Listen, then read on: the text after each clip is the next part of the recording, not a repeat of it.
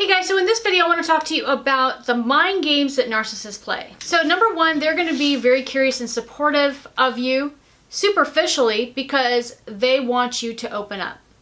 And this is their tactic to get you to trust them. And what you want to look for in this is, are they opening up about themselves? And what's really important when someone is opening up about themselves is, are they sharing their struggles and the things that they've gone through in an honest light? So a narcissist might share a struggle that they've had, something that they did and it didn't turn out the way that they thought. They're not going to take responsibility for it. They're going to make a ton of excuses of why it didn't turn out the way it is, and it's not going to be about them. So really listen, are they taking responsibility for their failures or things that have happened in the past? And are they opening up about, those things to you? Because if somebody is not opening up, if it seems like they're trying to hide certain parts of their life with you, they're not somebody that you want to be in a relationship with. Next is they are going to be super critical of you and of others. So I've mentioned this before, but you always want to listen to those that are being, listen for critical thinking. Now, a lot of people will be critical once in a while, but this is something that is ongoing consistently, putting other people down and putting them on a pedestal. The next is they want to instill fear in you. And so they're going to want to get you to be afraid to respond to them. Either they're going to blow up, emotionally, whatever it takes to make you fearful to react to them. And this is just another form of control. Next, you want to look for the fact that they will start to sabotage you behind your back and isolate you. So I saw this with my sister. She did this a lot with anyone that I met, anyone that I knew.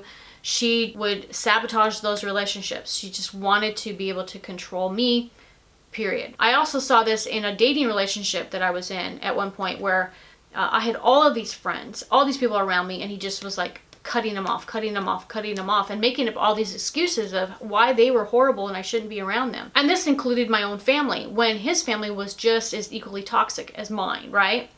So you really want to pay attention. Are they trying to isolate you? Are they trying to cut off relationships, telling you that these other relationships are bad for you? And are they sabotaging you behind your back? Are they talking bad about you behind your back? Now, sometimes you don't learn about this initially. Sometimes it takes a while for you to figure that out. But the isolation thing and trying to cut you off from people, you should be able to figure that out pretty quickly. The other thing is they're going to find out your flaws and they're going to hold them against you. So, and I've said this before, but it's going to be where, most people, healthy relationships, you share your flaws, you share your shortcomings, and it brings you closer together because you're two imperfect human beings, right? But with a narcissist, they're going to collect all those flaws. They're not going to share theirs. And they're going to use it against you, use it to control you. Next, they really live by their own rules and regulations in life. And they're going to use this to control you, and they want you to comply. And I think that growing up with with narcissistic parents, this is definitely true in that they do not allow you to be who you want to be. They want you to live a certain way, follow a certain set of rules. If you don't, then you're out of there, right?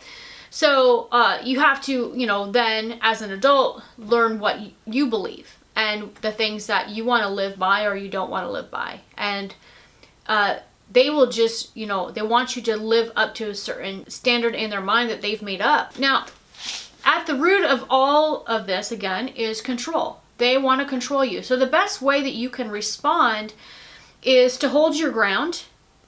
Once you hold your ground, you state your truth.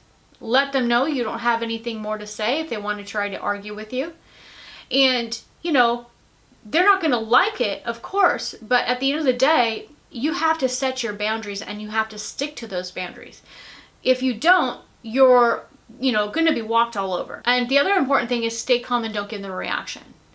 They want a reaction from you. They want you to do something. And so if you can not allow them to control you by not reacting, then you're going to be in the winning position. Now, sometimes this is really difficult, depending on how severe that they've gotten. I have definitely been, in situations where, they'll provoke you until, any human being in their right mind would be on their last leg, then you respond and then they put all the blame on you. But at the end of the day, the best response is no response. So these are some of the mind games that narcissists are going to play with you, and I think that they are in some ways sort of red flags you can look for when you're getting to know somebody. Are they collecting things? How much do they really open up about themselves versus you just opening up about yourself? Is it a one-way relationship? And I think that, this is true not just in romantic relationships, but in friendships. If we're going to have healthy relationships, we really want to ask ourselves, do we want this type of person in our life? And do we want somebody that's going to just try to control us and make us conform to everything that they want and they believe in their life?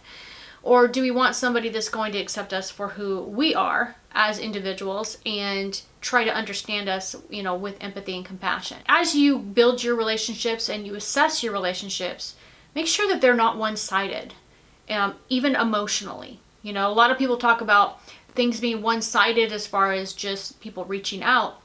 But what about emotionally? Is it one-sided where you're the one that gives the information, they don't confide in you at all?